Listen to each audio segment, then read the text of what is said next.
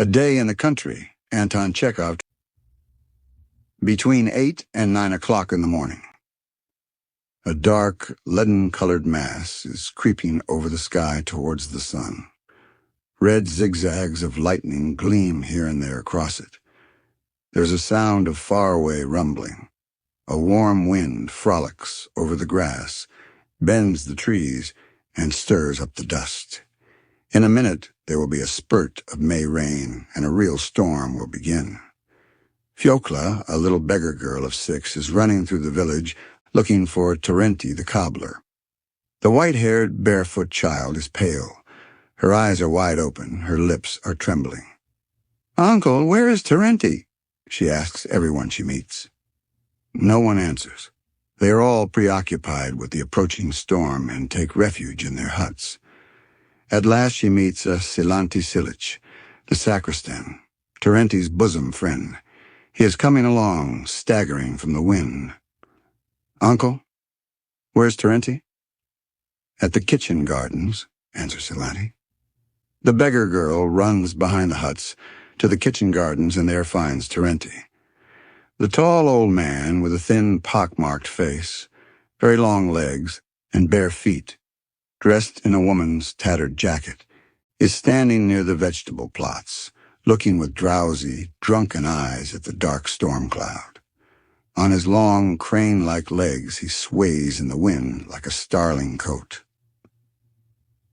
"Uncle Terenti," the white-headed beggar girl addresses him. "Uncle, darling." Terenti bends down to Fiocla, and his grim, drunken face is overspread with a smile such as come into people's faces when they look at something little, foolish, and absurd, but warmly loved. "Ah, servant of God, Fiocchia," he says, lisping tenderly. "Where have you come from?" "Uncle Terenti," says Fiocchia with a sob, tugging at the lapel of the cobbler's coat. "Brother Danilka has had an accident. Come along." "What sort of accident?" "Oh, what thunder! Holy, holy, holy! What sort of accident?" "In the Count's copse, Danilka stuck his hand into a hole in a tree and he can't get it out." "Come along, uncle. Do be kind and pull his hand out." "How was it he put his hand in? What for?" "He wanted to get a cuckoo's egg out of the hole for me." "The day has hardly begun, and already you are in trouble." Terenti shook his head and spat deliberately. "Well, what am I to do with you now? I must come. I must. May the wolf gobble you up, you naughty children. Come, little orphan." Terenti comes out of the kitchen garden, and lifting high his long legs, begins striding down the village street. He walks quickly without stopping or looking from side to side, as though he were shoved from behind or afraid of pursuit. Fiocla can hardly keep up with him. They come out of the village and turn along the dusty road towards the Count's copse that lies dark blue in the distance. It is about 1.5 miles away. The clouds have by now covered the sun, and soon afterwards there is not a speck of blue left in the sky. It grows dark. "Holy, holy, holy," whispers Fiocla, hurrying after Terenti. The first raindrops, big and heavy, lie, dark dots on the dusty road. A big drop falls on Fiocla's cheek and glides like a tear down her chin. "The rain has begun," mutters the cobbler, kicking up the dust with his bare, bony feet. "That's fine, Fiocla, old girl. The grass and the trees are fed by the rain, as we are by bread. And as for the thunder, don't you be frightened, little orphan. Why should it kill a little thing like you?" As soon as the rain begins, the wind drops. The only sound is the patter of rain dropping like fine shot on the young rye in the parched road. "We shall get soaked, Fiocla," mutters Terenti. "There won't be a dry spot left on us. Ho, ho, my girl. It's run down my neck. But don't be frightened, silly. The grass will be dry again. The earth will be dry again, and we shall be dry again. There is the same sun for us all." A flash of lightning, some 14 feet long, gleams above their heads. There is a loud peal of thunder, and it seems to Fiocla that something big, heavy, and round is rolling over the sky and tearing it open, exactly over her head. "Oh, holy, holy, holy," says Terenti, crossing himself. "Don't be afraid, little orphan. It is not from spite that it thunders." Terenti's and Fiocla's feet are covered with lumps of heavy clay. It is slippery and difficult to walk, but Terenti strides on more and more rapidly. The weak little beggar girl is breathless and ready to drop. But at last they go into the Count's copse.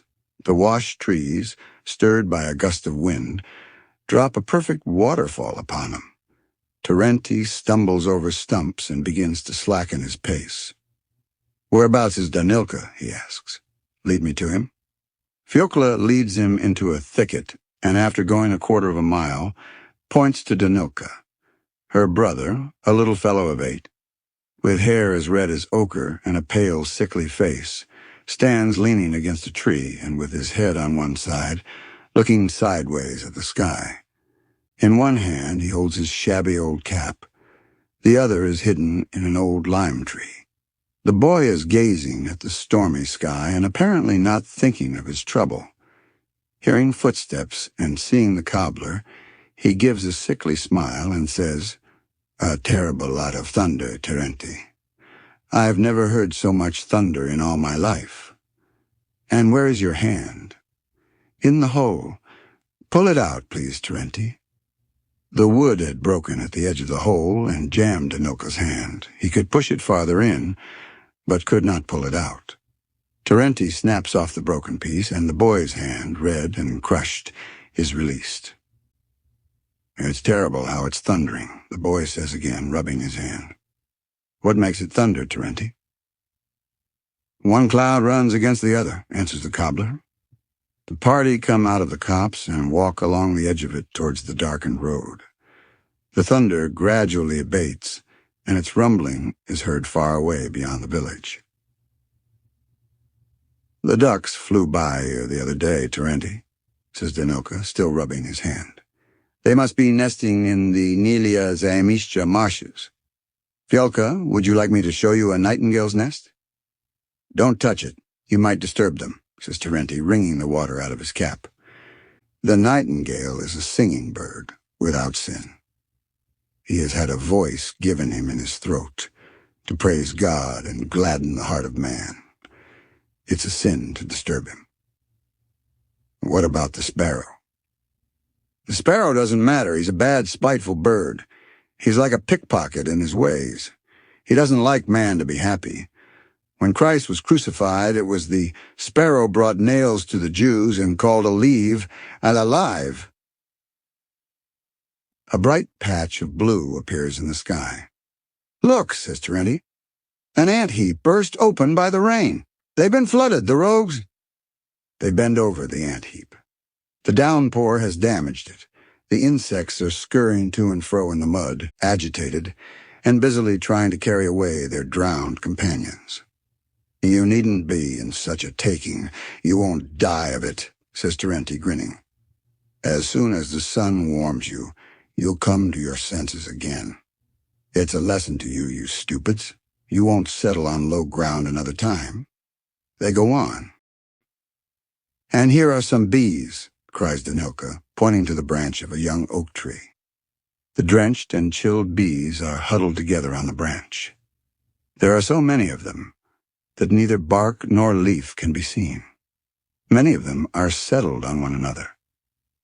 "That's a swarm of bees," Terenti informs them. "They were flying looking for a home, and when the rain came down upon them, they settled. If a swarm is flying, you need only sprinkle water on them to make them settle.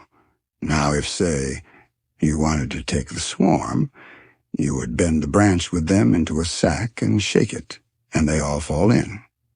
Little Fiocla suddenly frowns and rubs her neck vigorously. Her brother looks at her neck and sees a big swelling on it. "Hey, hey," laughs the cobbler. "Do you know where you got that from, Fiokia, old girl? There are Spanish flies on some tree in the wood. The rain has trickled off them, and a drop has fallen on your neck. That's what has made the swelling." The sun appears from behind the clouds and floods the wood, the fields, and the three friends with its warm light. The dark, menacing cloud has gone far away and taken the storm with it. The air is warm and fragrant. There is a scent of bird cherry, meadowsweet, and lilies of the valley. That herb is given when your nose bleeds, says Terenti, pointing to a woolly-looking flower. It does good. They hear a whistle and a rumble, but not such a rumble as the storm clouds carried away.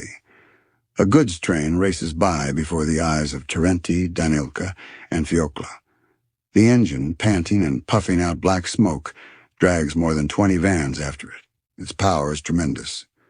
The children are interested to know how an engine, not alive and without the help of horses, can move and drag such weights, and Terenti undertakes to explain it to them. It's all the steam's doing, children. The steam does the work. You see, it shoves under that thing near the wheels, and you see it works. They cross the railway line and, going down from the embankment, walk towards the river. They walk not with any object, but just at random, and talk all the way. Danilka asks questions. Terenti answers them. Terenti answers all his questions, and there is no secret in nature which baffles him. He knows everything. Thus, for example, he knows the names of all the wildflowers, animals, and stones. He knows what herbs cure diseases. He has no difficulty in telling the age of a horse or a cow. Looking at the sunset, at the moon, or the birds, he can tell what sort of weather it will be next day. And indeed, it is not only Terenti who is so wise. Silanti Silic, the innkeeper, the market gardener, the shepherd, and all the villagers, generally speaking, know as much as he does.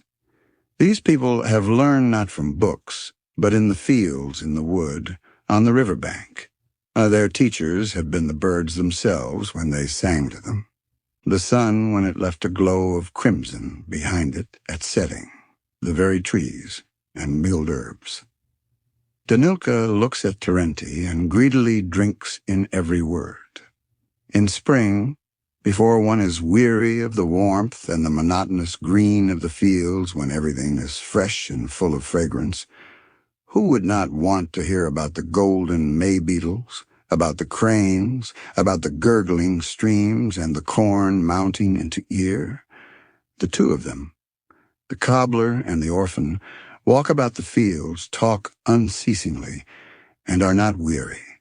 They could wander about the world endlessly. They walk, and in their talk of the beauty of the earth do not notice the frail little beggar girl tripping after them. She is breathless and moves with a lagging step.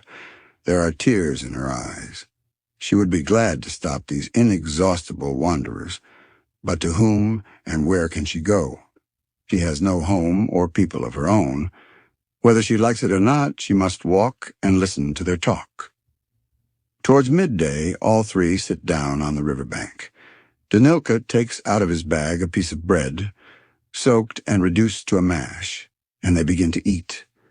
Terenti says a prayer when he has eaten the bread, then stretches himself on the sandy bank and falls asleep. While he is asleep, the boy gazes at the water, pondering.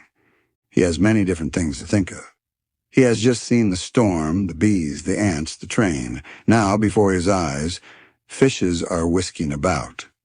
Some are 2 inches long and more, others are no bigger than one's nail. A viper, with its head held high, is swimming from one bank to the other. Only towards the evening, our wanderers return to the village.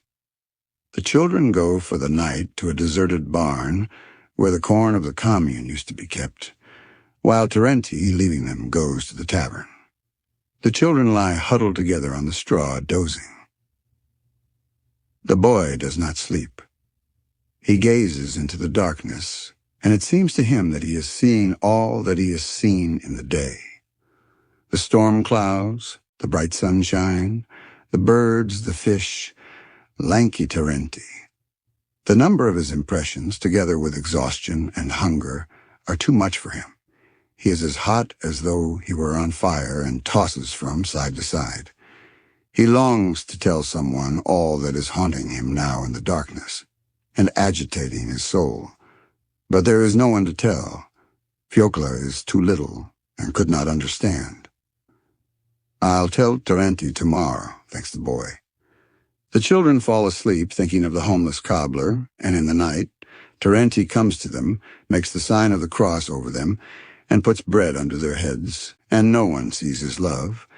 It is seen only by the moon, which floats in the sky and peeps caressingly through the holes in the wall of the deserted barn. The end of the story. Like, comment and subscribe to support the channel.